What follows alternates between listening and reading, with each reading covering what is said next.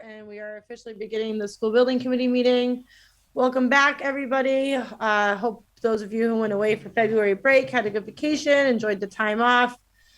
So as Erin Linville just mentioned, we did not have anybody sign up for public comment. And unless there's anybody that joined the Zoom via public notice, which I don't believe there is, then we'll move right along within our agenda. So, as I hope you're all aware, the City Council did finally vote on approving the funding for the feasibility study. Thankfully, the Finance Committee voted on it, and then they passed it off to the full City Council, and they were able to approve that last Monday, I believe. So what that means is that's just one more step in our due diligence of our feasibility, getting ready to have that everything turned into the MSBA. As you'll see later in the agenda, we'll be going over enrollment, and that's another key aspect of completing the work that we need to do in order for the MSBA to accept us into the study. So we just wanted to chat a little bit about how the city council went, how everybody on the committee is feeling, if they have any thoughts or comments about how we felt the communication was, if we feel as though we presented our information well, if anybody has any thoughts in mind as to any gaps in communication we might have had. And then, just based on the temperature of the city council, anything we can do that we can feel like could just improve relations, if we do get accepted and moving forward to the full bonding in the next year or so. So personally, I think the main thing is that obviously some city councilors want to see more of a whole plan for the city's finances, more of a capital plan and projections of what the city intends to do with its money to ensure that the city can afford the project moving forward, which I think is a little bit obviously beyond what our committee can do.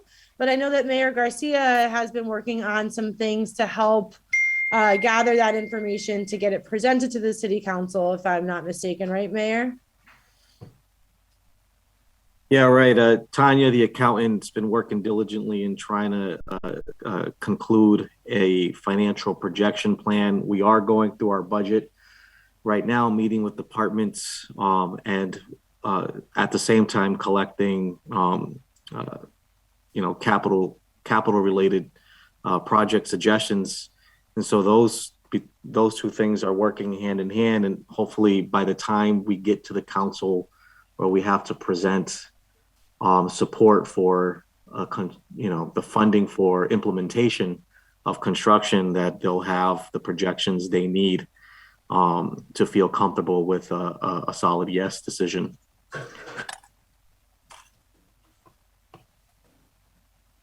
Does anybody on the committee have any? Oh, I see Mr. Lubolt's hand just went up. Go ahead, Mark. Yeah, I just wanted to say, this number of 31 million is being thrown around. City councilors, I think, use that as an argument of it not being affordable based on the 31 million. And a couple of things, we don't know what the cost is going to be. So when we talk about affordability, okay, I don't think we're given a true picture when we're using the 31 million from a few years ago. Okay. Mm-hmm. And I know, Mr. Puello was kind of hung up on that a little bit. And I think there's a lot of unknowns going forward. For instance, I think a couple of years ago, it was 550 per square foot as an estimate. I know the charter school in Holyoke just went through, I think, the bid process, and it came in at like $420 a square foot. So, we don't know where we're going to land. Okay. And we're not going to know the affordability until we get to that point where we have a better understanding of what the construction costs are going to be.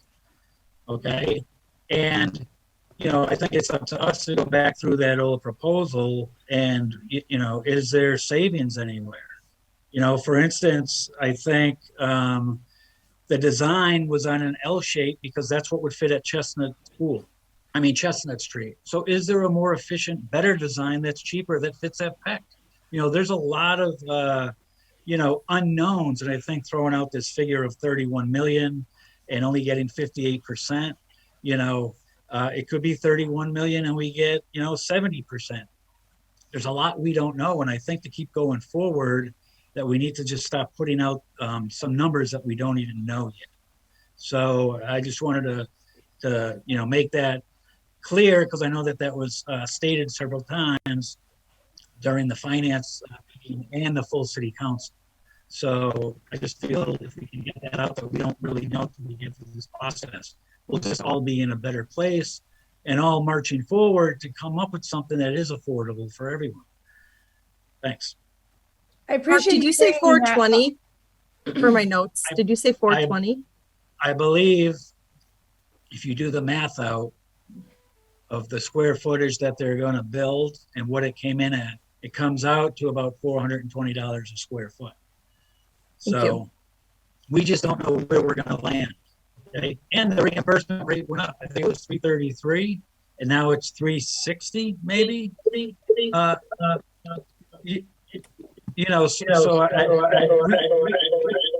Oh, are you signed in twice or something? We just got a crazy echo. Am I zoomed in twice? No, that was Anthony because he was getting off his computer, but I fixed it. Oh, okay. Sorry. Thanks. So anyway, I just feel there's so many unknowns and we don't know where we're going to land yet until we get through this next process. I think it's very important. Thanks.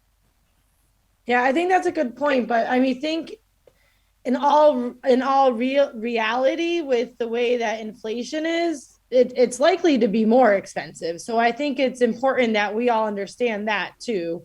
The whole point of feasibility is to get us to that number, but realistically, the project's going to be more expensive than what we expect, and it's going to be more expensive than it would have been if we had done it 3 years ago, because construction costs are just up. So again, we're just getting through the steps to get into the feasibility and to be able to start that work.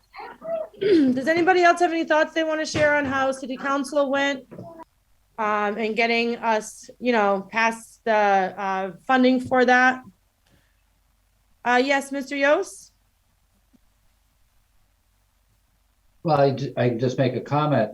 Obviously, we moved it up to our next meeting, but doing what we can to, try and help with the affordability by finding other sources of funding, looking for state funding. And we're gonna have the next meeting our state rep and senator. So we should do all we can to contribute to making it more affordable, what we can do on our part. Couldn't agree with you more. Mr. Puello? Thank you, Madam Chair. Just very quickly, I didn't come up with the 31 million. The 31 million was provided by this committee.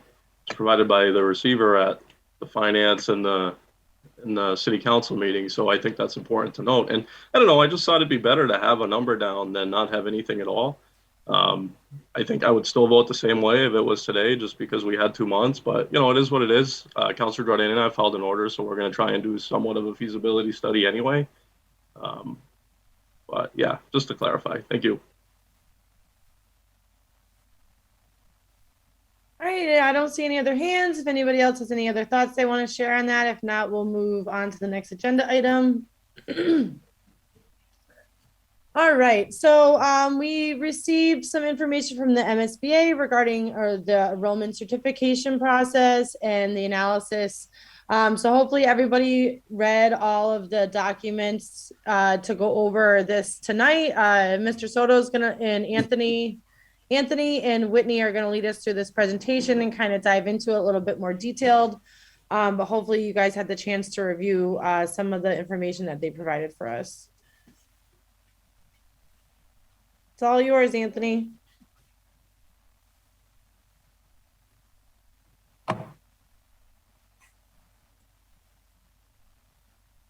Sorry, it's me.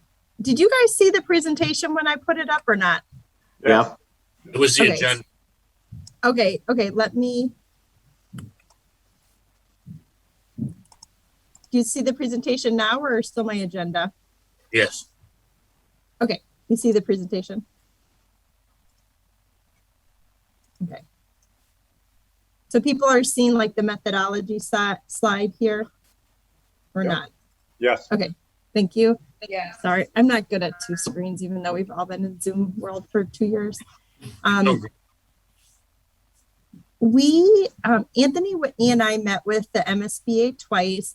An important part of this eligibility period is certifying the enrollment. So we provided a lot of data with that November 1st submission. And then we met with them, they asked us questions, and then we re-met with them again. And they do, their planning team does this analysis looking at things such as historic births and historic female population that helps them get a fertility rate. And then they project from that, they project birth rates. They also look at like how for every child, in any given year, however many children are projected to be born in Holyoke, how many end up coming into the public school system in Holyoke. So they look at historic birth rates and historic entry enrollment is what they call it. So they use both of those to project entry. So kind of that's one side, like who's going to be coming in. And then the other side is over here.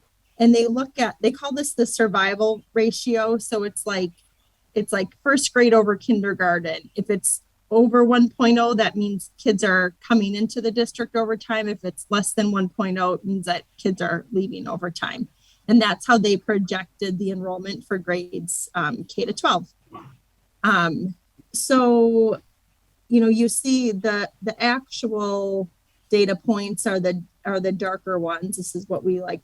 And then the projected enrollment points is what's in yellow. So here for the female one, you see kind of there was an increase, decrease. They expect it to rise again. Then they look though at females 25 to 39 in their birthing years, apparently, which I am out of now, with my birthday last year. And it's kind of like it went up and then dropping a little bit. And then they use that to project births. You'll see a drop in 2020. Peter, I see a hand, so I'll pause. Yeah, Who's I just can't, it's just hard to read them. Mine are real small print. Is there any way you can make Yes. it a little bit larger? It's in your agenda too, Peter, if you want to pull Okay. it up as a side screen. No, but I can do it in PDF and then I should be able to, because I want other people to be able to see too. Okay. Okay. Peter, is that a little better? Yeah, that's much better. Okay, perfect. And I can even go a little bit. Nice. Sorry, I don't know how to get rid of that panel to the left. So basically so the other thing, so this is those survival ratios I was talking about. B to K means birth to kindergarten, and then they go year to year. You see, that transition from 8th to 9th is, many of you know, we get a lot of students coming into the system at that point. But something that was really, I think something that's really important for us to note here is they average the last 5 years. So this takes into account 2 years of pandemic where we did see lower enrollment, which I will talk to you guys about in a little bit. So 2 out of the 5 years reflect pandemic years. And then they, calculate all this for many years, 10 years out. That's what this is in gold. And then they project a decline. All this goes to show that we were, and if you look right up here, this column, you see K to 5, 6 to 8, 9 to 12. You see that we've been at, 1,050, almost 1,100 the past couple years.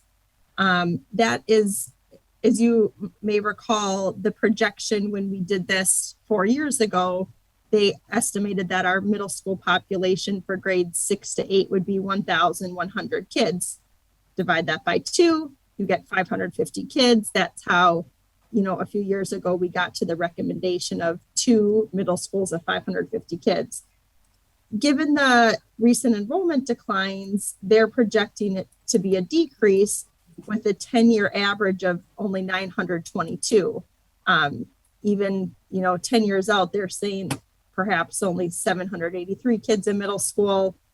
That decline also applies, this is the elementary school column that applies there too. I'm going to present, I'm going to go off screen share for a second to look at you all. What that means for our middle school population is when we were assuming before 550 kids divided by 3 grades is about 183 kids per grade. Their projections say actually it's only going to be around 157 kids per grade, like 407. If you were to evenly split both populations, it would be 470 kids per school, which is only 157 kids per grade, which is almost like a whole classroom less. So our initial model was based on 8 homerooms per grade level. That would give you 2 houses or small learning communities or pods of 4 homerooms each, which lines up really well because it gives you 1 ELA teacher, 1 math, that's language arts, 1 math teacher, 1 social studies teacher, 1 science teacher per grade.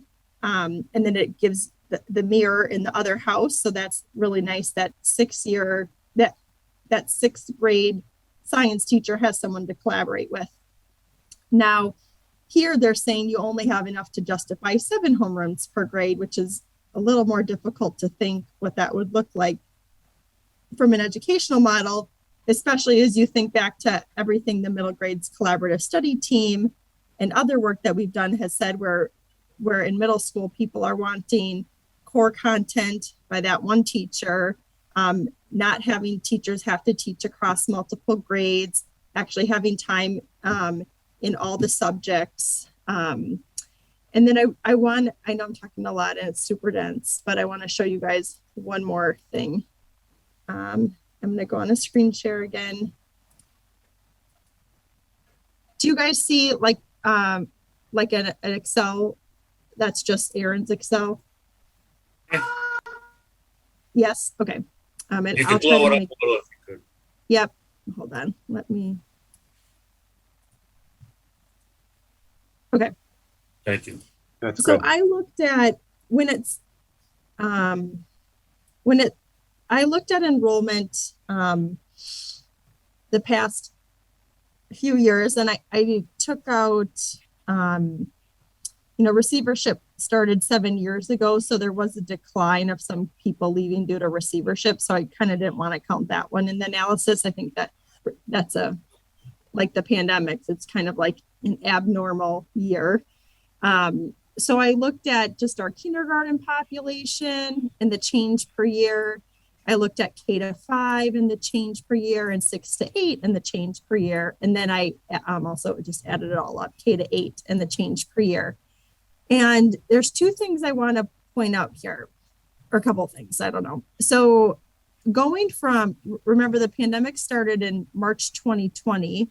So from fall 2020 to fall 2021, we had a decline of 153 students, and 70 of those students were from kindergarten. People just kept their kids home. So 46% of the decline was from kindergarten. As you know, some families might have decided to homeschool. Some families might have decided to go to a Catholic school that was going to be in person. Some people just especially in relation to pre-K and kindergarten, just kind of postponed it altogether, because I believe the law is that you don't have to start kindergarten. You don't have to start school till 6. And, most kindergartners are entering at 5. And then also from fall 2020 to fall 2021, we lost 33 more kids.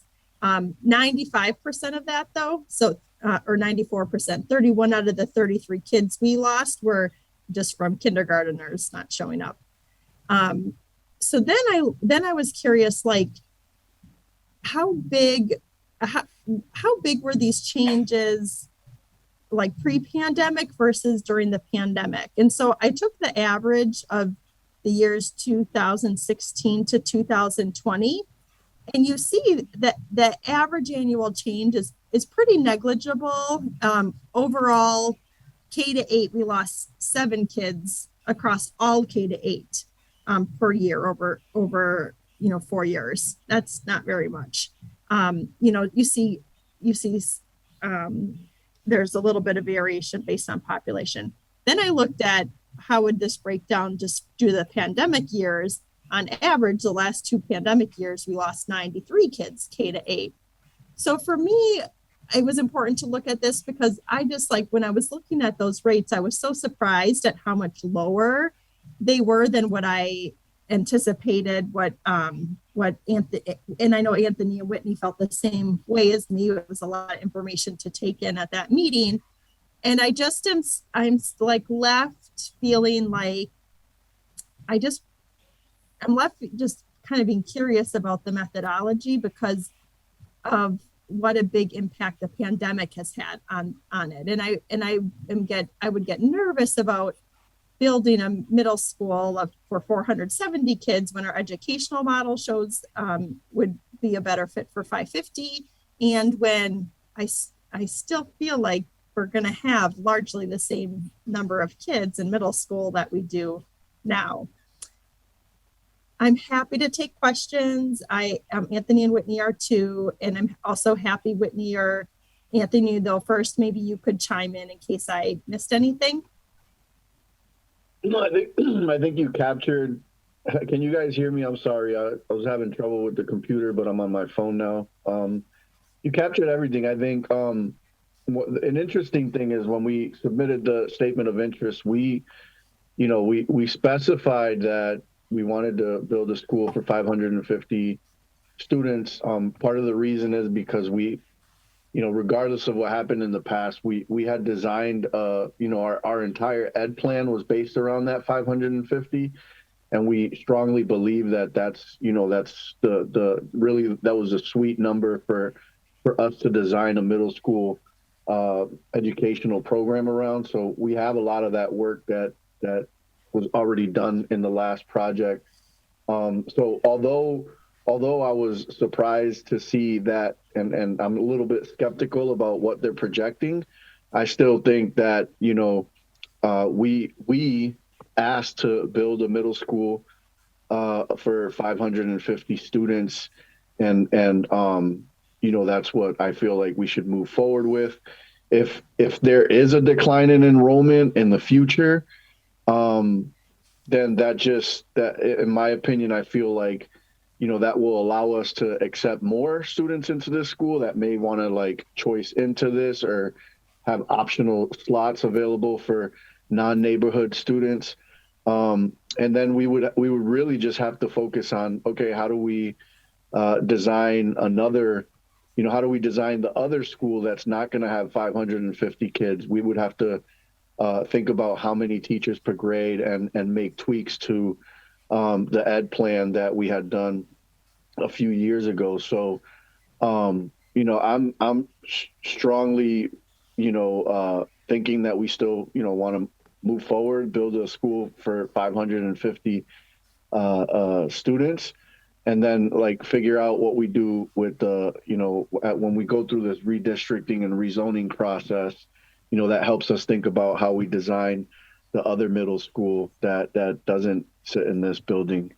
And to Aaron's point, I really think it's unfair to count these last 2 years. I mean, we had a drop of 121 in total, but the majority of our drop is in pre-K and K. And I think most people know that, when you got a 4-year-old and a 3, 4, and 5-year-old in the midst of a pandemic, there were just a lot of families that were like, no, I'm not sending my kid to school. I'm sorry.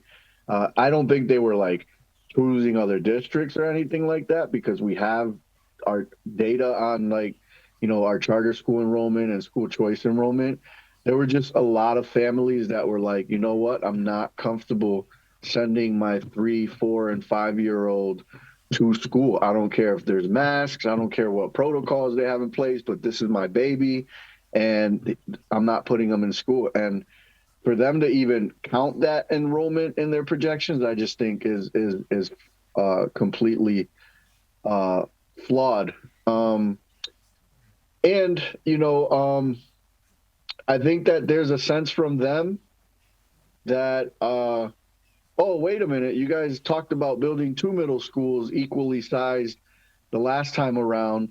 And they're factoring that into the conversations that we had, which I think that we want to move forward and get one. I know that there's a desire in the future, and there's been comments and like there's been comments made around like, hey, we eventually we need to build another one, but I don't know how soon this city will be able to get to a point where we could do another one. So I think we should move forward the way we initially planned with the 550, which is what was on the statement of interest anyway. Anthony, when does enrollment begin for next school year for kindergarten and preschool? Are we already enrolling? Yeah. I see Jackie saying yes. Is there like within a month, would you know if like we're projecting higher for next year? Do you think would you not know till, I know like for the district, No. we don't count numbers till October, which is obviously way past the process for entering numbers. But I just was wondering if the district was able to get any sense if, families are starting to feel the pandemic lifting, if we're going to probably see a higher enrollment for pre-K and K for next year. Despite our best efforts, Aaron, I don't know why. It's definitely not for a lack of effort on our enrollment teams. But we just get a lot of families that enroll the week before school starts and the week after school starts, especially for those grades, pre-K and K. Like, we get a lot, we develop this process, we promote as much as we can. Now we got online enrollment, the registration process. It hasn't been effective in like getting people to sign up early. A lot of our families just tend to wait till the week of school, the week before school, and the week after school starts to enroll. Interesting. Yeah, I will say we had some success like 3 years ago with earlier enrollments, and then that was like wiped out in the pandemic because people were just like waiting to see what are they going to do with masks, are they going to be in person, etc. Mark, I saw your hand up for a while. Yeah, it was kind of getting tired there. You were next on my list, don't worry, and Jackie's after you.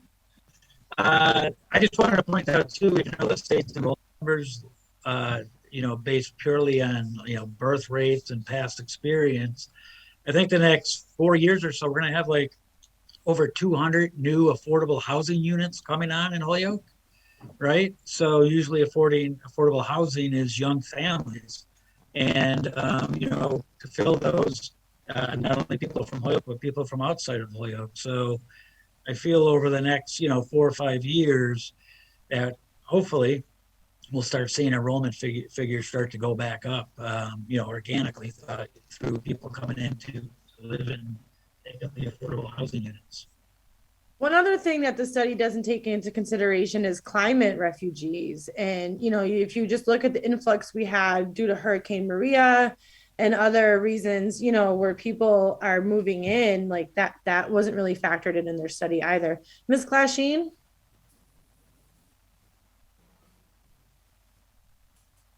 Okay, so I'm going to restate what I heard Aaron say just to ensure that I'm listening correctly and I'm hearing what she's saying.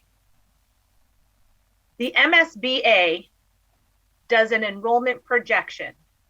They use that number to tell the district what they believe the appropriate size of the school that they should build should be. So we assumed when we enrolled it was going to be for a school of 550 because that's what we requested. But now, seeing these enrollment projections, they are suggesting that we build a school for 470 kids. We are saying, please take another look at our enrollment projections because we believe they are tainted due to pandemic and other reasons. Is there a venue for us or a vehicle for us to kind of argue that point? And when will it be decided what the size of the building we are building is? So one of the things with the agenda item is we want to discuss is what questions we may have for the MSBA regarding this, and then ultimately what other hard points of proof, if you will, that hard reasons as to why we want to stick with the 550. And Whitney has a lot of good points. So we've had a lot of phone calls about this week. I'm pretty sure we have a phone call tomorrow, if I'm not mistaken, Mayor Garcia, and then another meeting lined up for next week with some folks from the MSBA to go over this. So we'll have more information soon. But one of Whitney's main points was that our statements of interest never said half of our middle school. Sorry, guys. Our statements of interest never said. Someone else can talk because my dogs are barking. I got to go fix that. Yeah, Jackie, what's interesting is that in our statement of interest, we don't say anything about half of our middle school population. We specify that we want to build a middle school for 550. I think that because this project, or because of the failed project from last year, is so close to this one, that they're tying in a lot of the conversations we had during that first project, which I think unfairly, we submitted a project and a request to build a school for 550. And I feel like they're tying that, last time's project, some of the variables in that project into this discussion. So Aaron, you have something to add? Yeah, I just want to clarify because I've heard it now twice. So just for being prudent record keeping, the statement of interest doesn't specify size or percent of population. It just specified the site of study.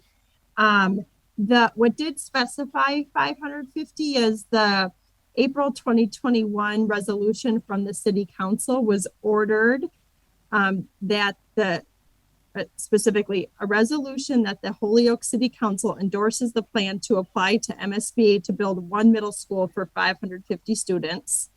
And then also the November 1st submission has this question: what is the district's anticipated design enrollment for the proposed project? And we wrote 550. I haven't found evidence in any of our documentation for this project that we ever said we wanted half the middle school population. Thanks. Jackie, did you have more to say, hon? Because your hand was still up. Okay. Does anybody else have any comments or concerns or facts or anything that they want to add to the conversation? Yeah, Anthony? I just wanted to finish my thought with Jackie, because part of the question was is there an opportunity to rebuke that or to talk to them about that? Yes. We have to have a follow-up meeting.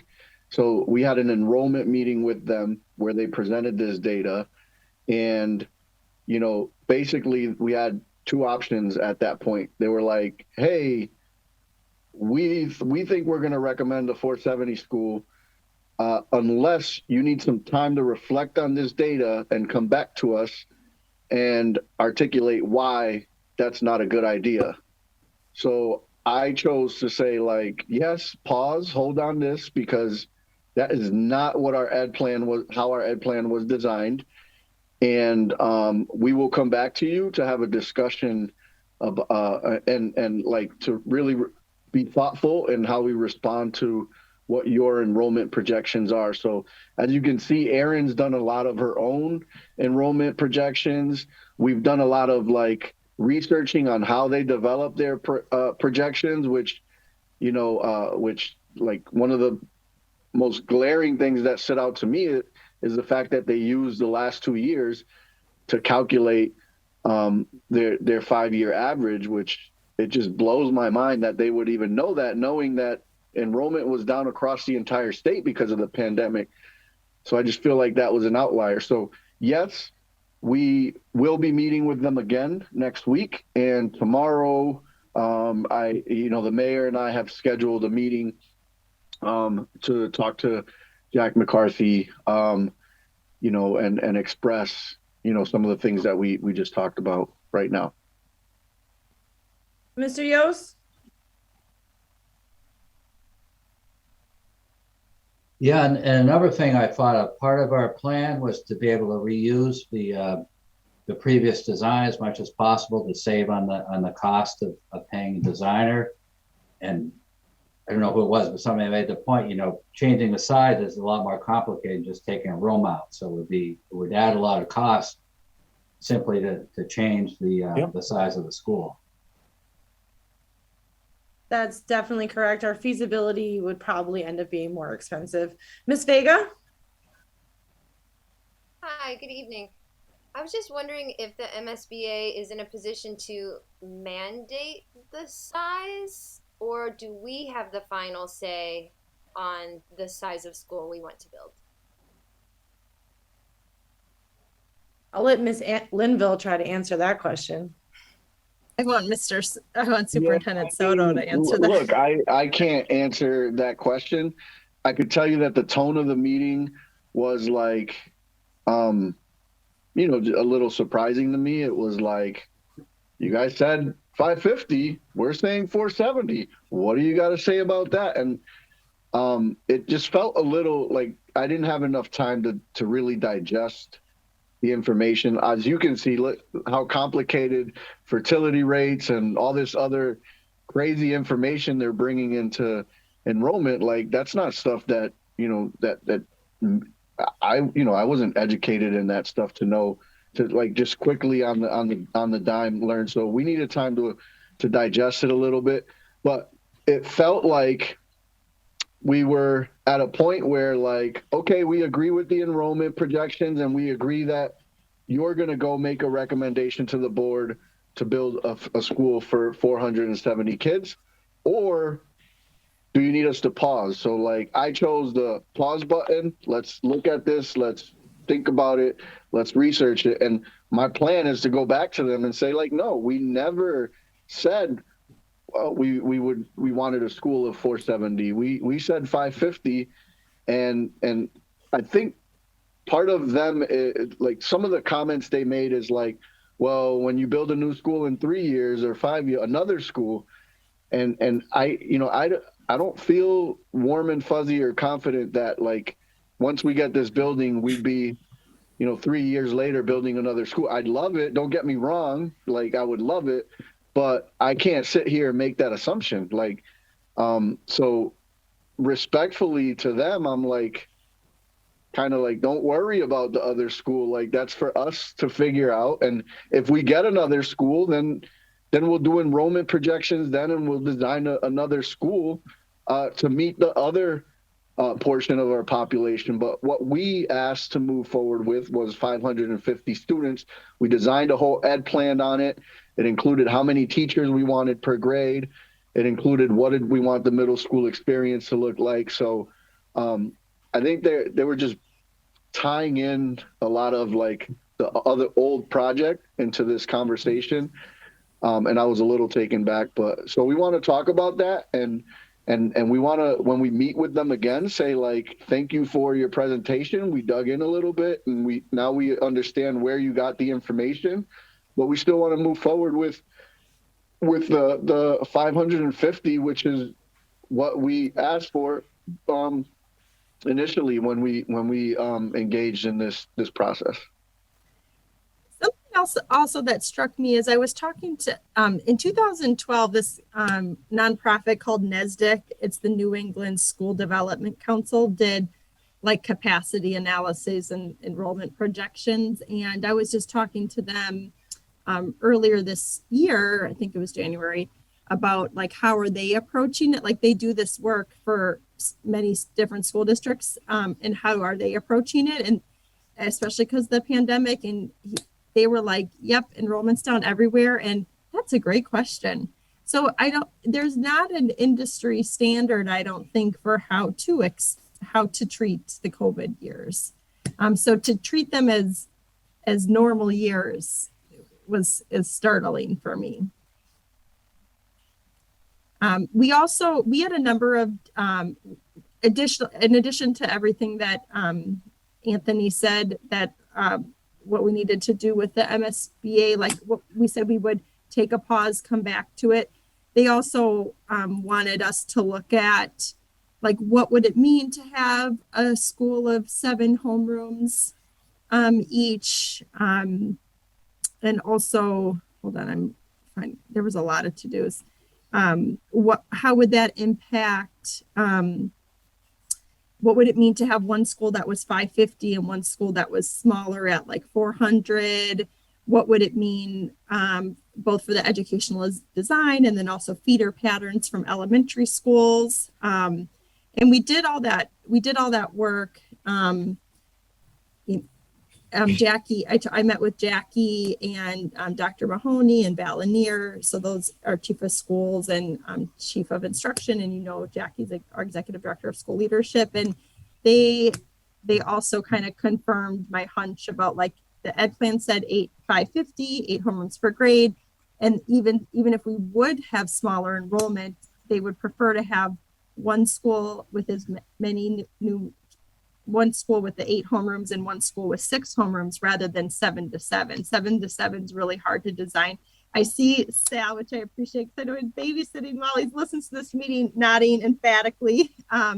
He runs a school and has advocated over the past couple of years to make sure there's 4 core content teachers per grade.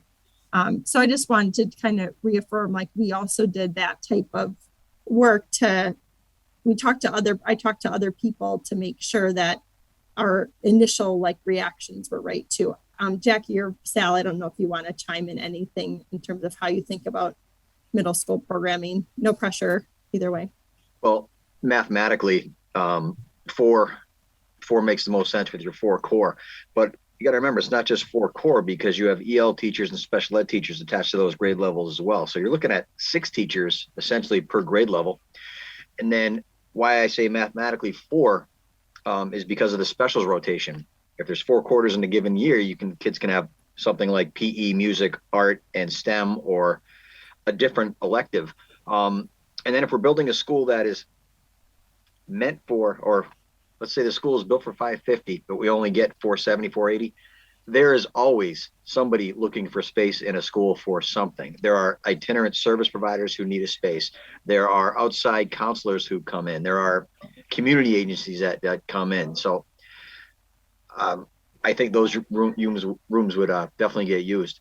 The other thing I would say as far as room in a robust middle school is you could do, rather than just 4 specials, you can do 6 and do foreign language, do robotics, do any number of things. But as you do that, and as the kids get older, you can gear them more towards high school and independent learning with elective specials, such as music, and we'd have a feeder system for the high school, such as chorus, which we don't have at the middle school level, which we could feed for the high school. So there's a whole lot of different things that we could use that space with and add on while creating a new program.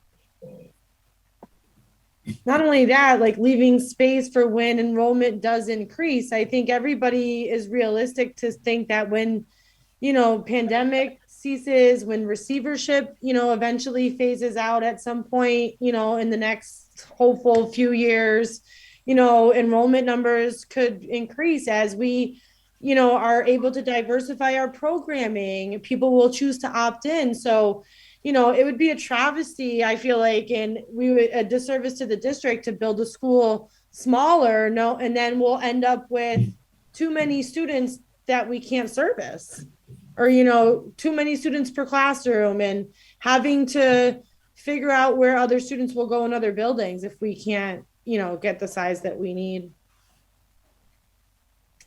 Anybody else want to add anything to this conversation? Yeah, I'd like to just chime in for a second. Yeah, Whitney, you have the floor.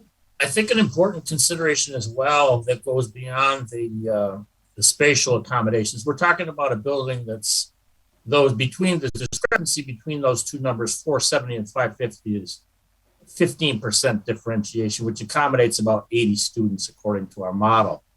Now, what it does not consider is the fact that, fine, we have this population, but the aging infrastructure of the school district is such that what happens now is that we went through big building years in the 60s and in the 70s. So next year, 10 of our 11 schools will be over 50 years old. And that, again, I made a point at the council meeting, qualifies for historic status. If you're on Fairfield Ave, that's a great thing. But as far as an aging infrastructure, it's not.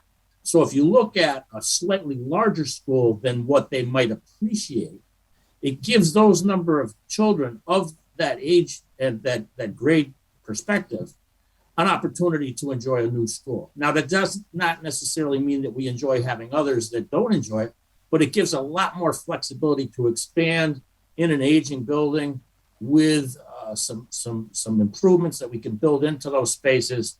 But it also takes the burden off of the aging infrastructure. And perhaps if they are, subject to further refinement and the enrollment, the actual orientation of the school, various groups for population to go to different schools, whatever that name is, I forget, Aaron.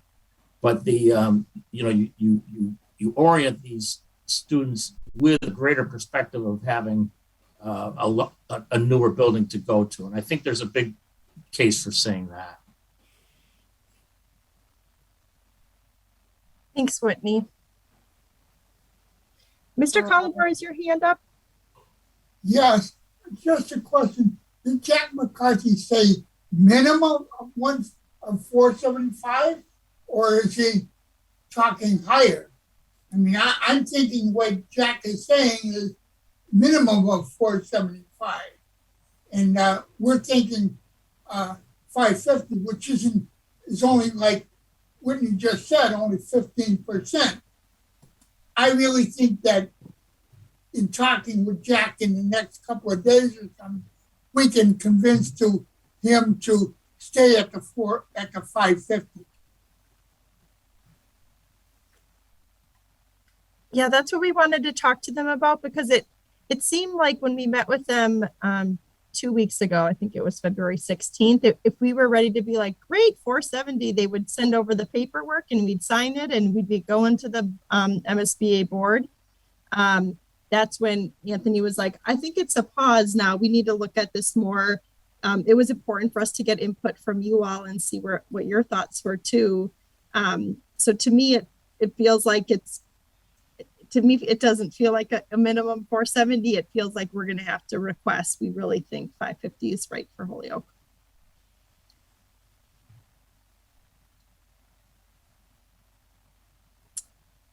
All right. Does Sal has a question. Yeah, just one more comment, quick one. It'd be interesting.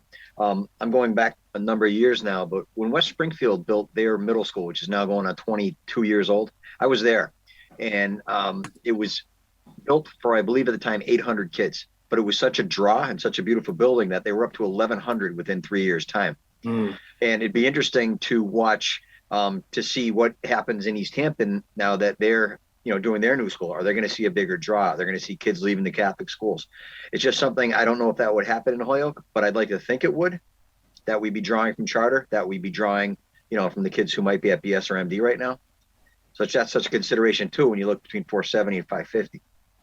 I agree, Sal. They gave us the amount, I think it was 3.3% increase. So they gave us like an additional 15 kids to what the number that they said happens with when you build a new school is a bump of 3.3%. Obviously what you just cited is far larger than that. So I'd be curious, like, how is it depending on the community?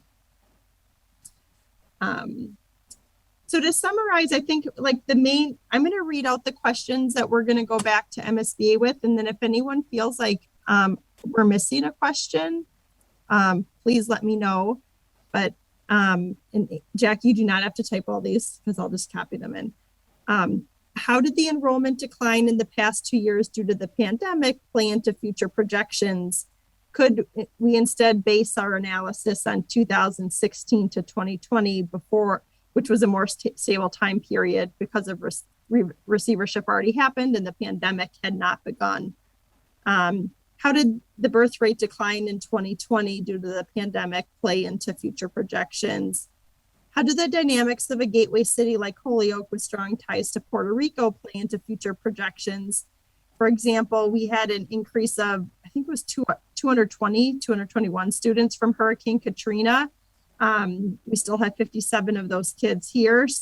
So we're connected to Puerto Rico and their economic and climate different than many communities would be. And then to Mark's point, which I really appreciate, he asked, there's going to be a number of new affordable housing units coming available over the next several years, estimated 200 units. How is this considered into future student enrollment figures? Any other questions that people feel like we should ask? I think one of the main points, it's not so much a question, but just to point that even if enrollment projections are down based on our education plan, we want the one school for 550, and we'll shrink our middle school programming that we have in our current buildings, you know, if that's what the enrollment ends up being, that we'd rather have more of our population benefit from this new school than only half.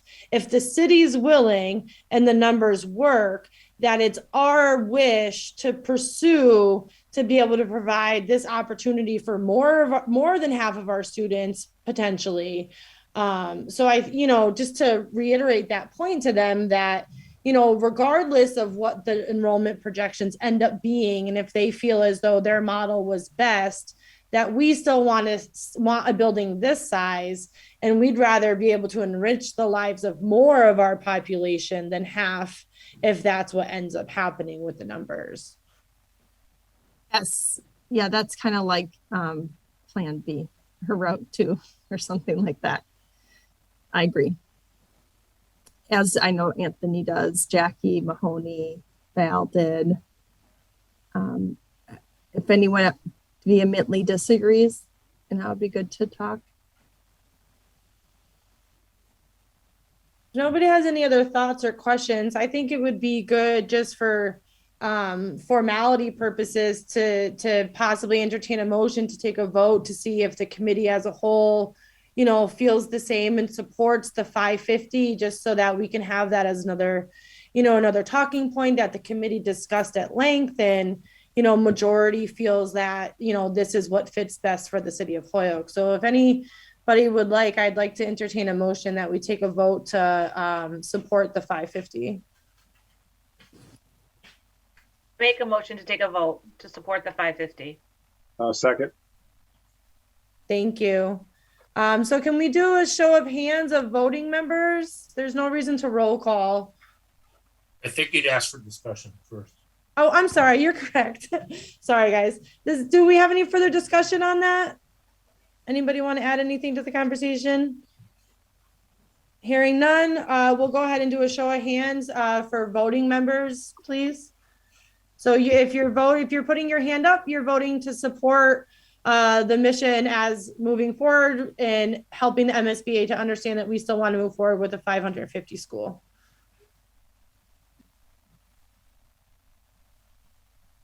I'm going to abstain, Madam Chair.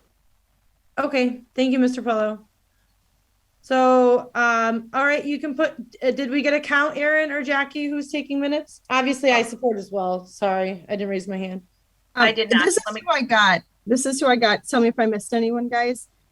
Peter, Jessica, Mark, Raina, Josh, Dave, Deborah, Whitney, Anthony, Aaron, Jackie. and then Will. I don't know if abstain means you just are not voting. He's or not you going to just- vote. Yeah, he's not going to have Okay. a decision on the matter. And then No, Sal it's has his hand up as well. Oh, Sal, thank you. Jackie. Yep, And I got Jackie. me in there. Okay. So Oh, if Jackie, thank you. anyone opposed can raise their hand now. Seeing none. Thank you all for your support on that. I thought that would just be a good extra, point of conversation with the MSBA. All right, so if we're ready to move on, we'll move on to the next agenda item. So we're going to review the model school memo that came back from the MSBA. So Whitney, you're going to lead us through that, please. Sure, there won't be any PowerPoint. The discussions that we talked about previously at the previous meeting and had gone through the work group committee, Mark Lubold's work group committee for building design, had illustrated a variety of the different constraints that the site at the Peck location currently has regarding the slope and the general topography, as well as the size of the building, and that were used as comparisons and available for our opportunity, were designed for a much larger student population base. One was 1,100 students, the other was 900, and the last was 700. So if, according to the MSBA constraints, we were allowed in conceptual realization to shrink those buildings by 20%, still none of them fit our 550 student model. So the topography, the size of the building, the age of the building as the design, the initial design was based on a different code statutes that existed at those particular times. These buildings aged from 2009 until the program was instituted in 2016. So all of them had antiquated design that would have been upgraded. And one of the actual 3 architects who were offered for a perusal is no longer in business. And they did make, we appreciated the fact that they reached out and they provided their website as a link for the model schools program in case we had missed that earlier, but that was the basis of my analysis.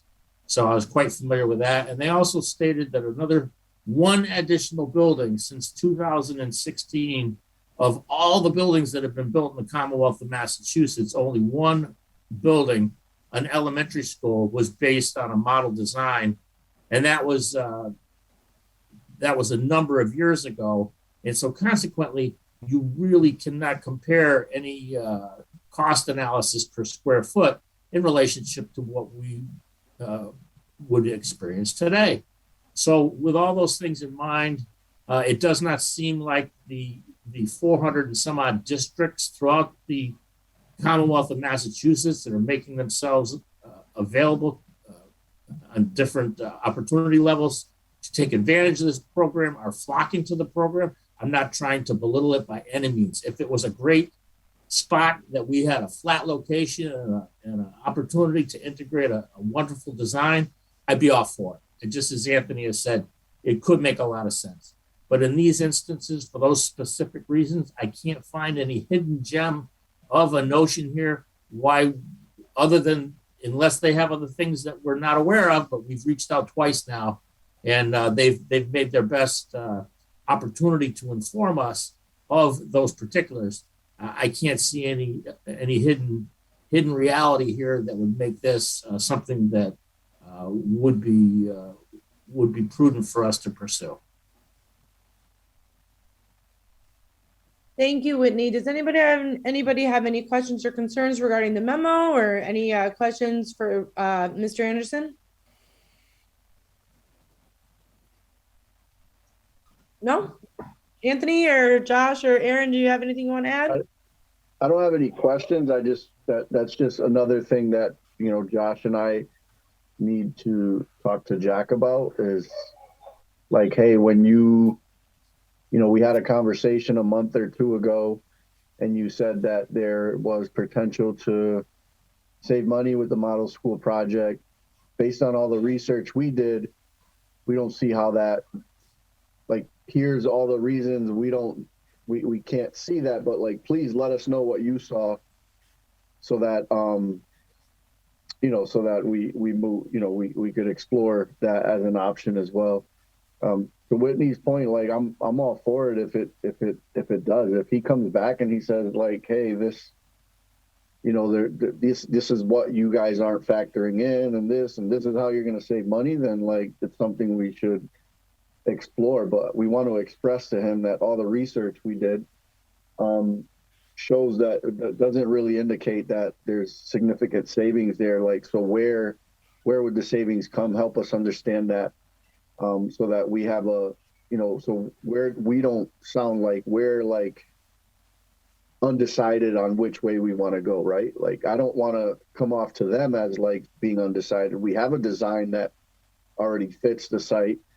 And initially when we went to them was like, can we use the same, you know, can we use the same design and all that and save money on feasibility costs? And that's when they introduced to the mayor, like, well, there's this other option too that could also save money, and got us like, oh, okay, so let's look at it. But I don't want to come off as not, you know, not being decided. I really want to understand if there are significant savings and a benefit to going that way. We want to know. But everything that all the research we've done doesn't really indicate that would be the case.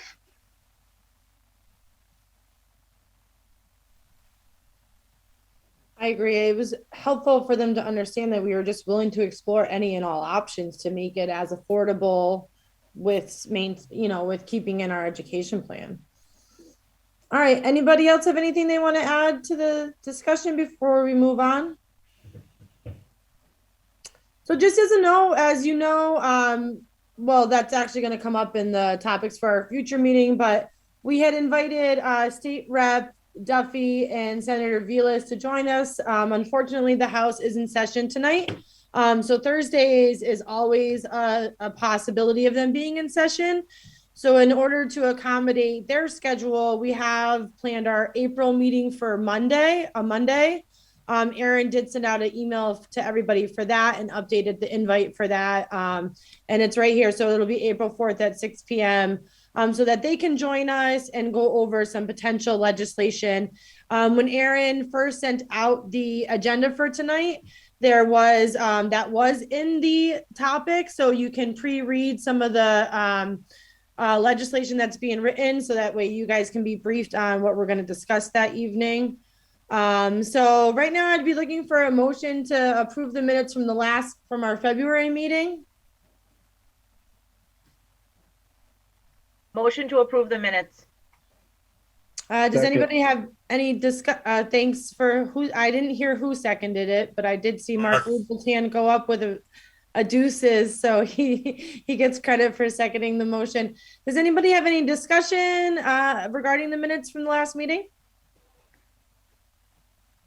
Hearing none, all those in favor of approving the minutes from last meeting, just quick raise of hands. I think that's pretty much everybody. Anybody opposed to approving the minutes? Seeing none, we will consider those approved. Just a reminder, if there is any remaining voting members of this committee who have not yet taken the state ethics training, that must be done. We want to make sure we're in compliance with the MSBA's requirements. So please do so. As noted, the April meeting will be moved. We're going to be going over understanding the conversation around the legislation. And then I just wanted to see, do we have any updates from subcommittee meetings? Did anybody have any subcommittee meetings since we've met last, or do you have any planned? I'll go ahead and start with Mr. Yost and then Ms. Glasheen. I know you're a chair as well, so Mr. Yost, have you had a meeting or do you have one planned?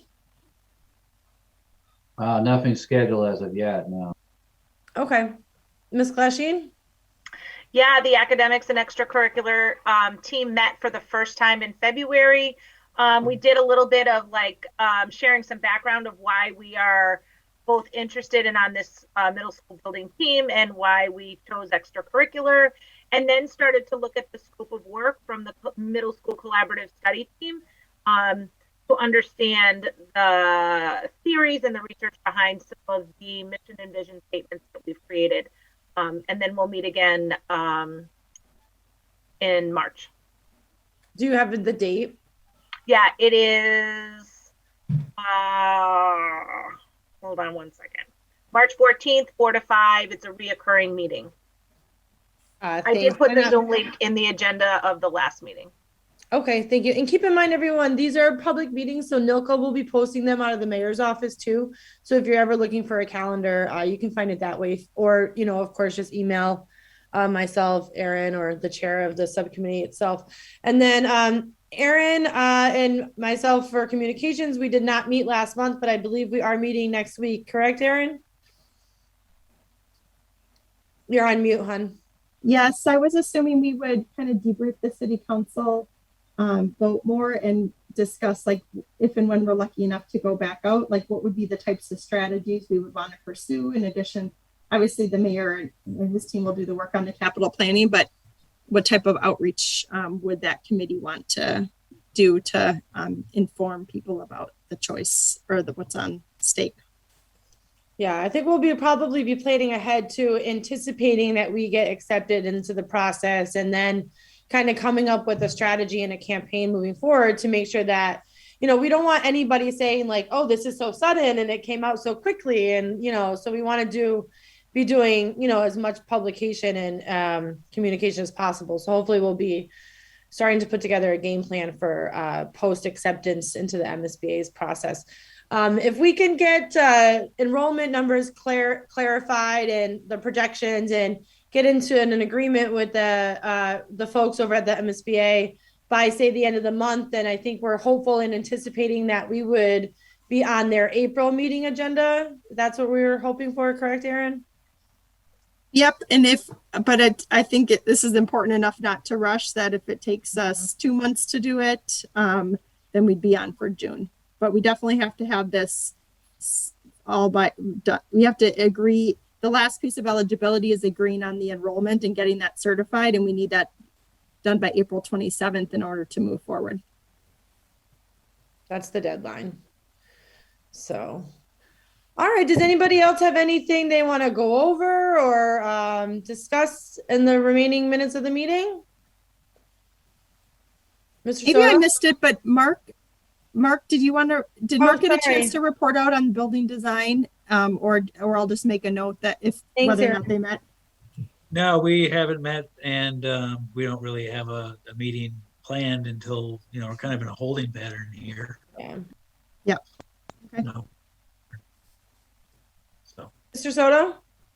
I just wanted to mention the boys varsity team plays in the playoffs tomorrow. If anybody wants to go out and support, our girls are playing right now in the playoffs. I got an update from Jackie 10 minutes ago that we have a player, Bianca, who's about 10 points away from scoring 1,000. So anyone interested in going to support, I'm sure our boys would love it tomorrow. Where's the game? At Holyoke High. Yeah, they're there, and it's standing room only now. They won't let anybody else in. They said it's packed. I'm getting so updates get there from early my son. tomorrow. That's great, though, that people are out in full support. Yeah. And just a side note, our cheerleaders made it to regionals too, for those who don't know. So if they get to regionals, they'll be at states. And so my sister's the booster cheer president. And Aaron, isn't it true that Holyoke is like one of not many that have a co-ed cheer team? Yeah, very few. So West Springfield is the other local co-ed cheer team, but for some reason their district has Berkshires. So even though we had a comp with them last weekend, it really was kind of irrelevant because they're in Berkshires for some reason and we're in Pioneer Valley. I don't understand how they divide it. But yeah, so they have a regionals coming up out towards Eastern Mass. I can get the information.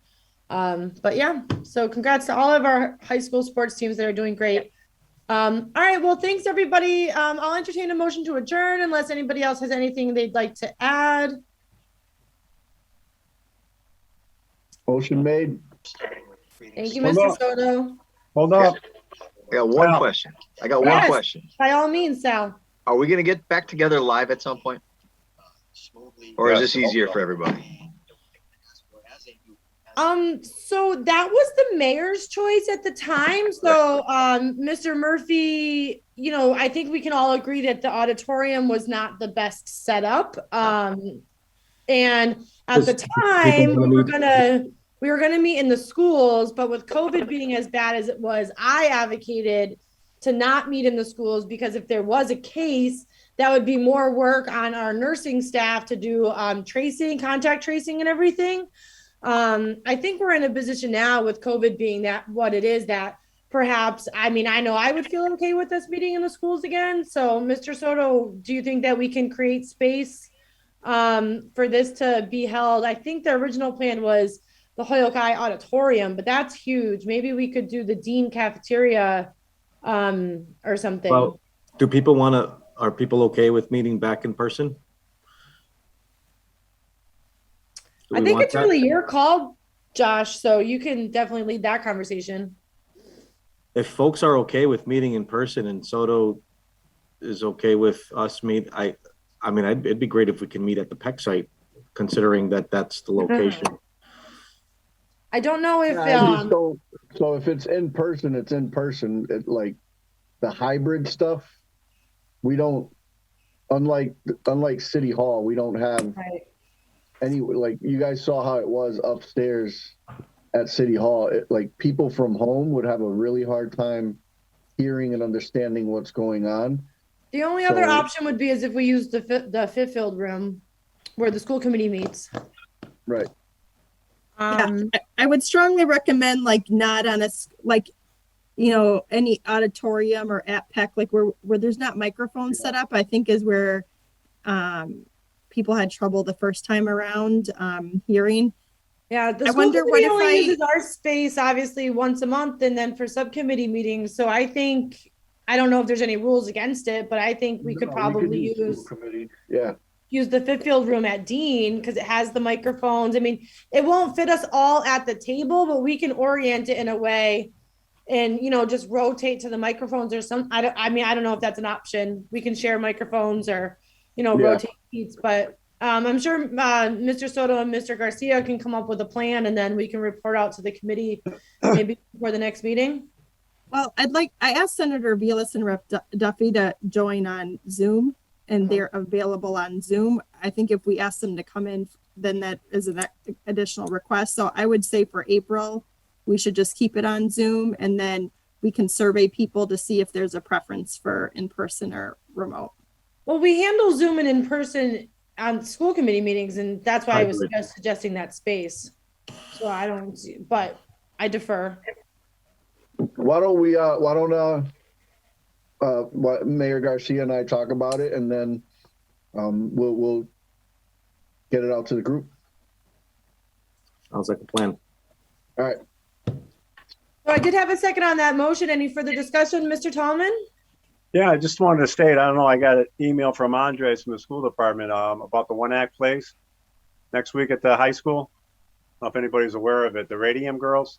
I think it's important to anybody that can make it down there. I love theater, and I'm going to try to get there. I haven't been to a show at Holyoke High in probably a number of years, but it's always a good thing to see our students in action. I just got a preview, Mr. Tallman. I brought them dinner. So Bevan Brunel sent out a sheet because they're rehearsing every day until the play, and she was looking to get donations for dinner. So I brought them dinner over today, and I got a little preview. It's going to be a good one. My daughter is going to be ushering, so. Oh, super. Thanks for bringing that up, Mr. Tallman. Okay. Info in the chat if anyone's wondering dates and times. Thanks, Erin. Okay, and Bianca Ortiz got the 1,000. Cheers for Bianca right now. All right. Let's go, Bianca.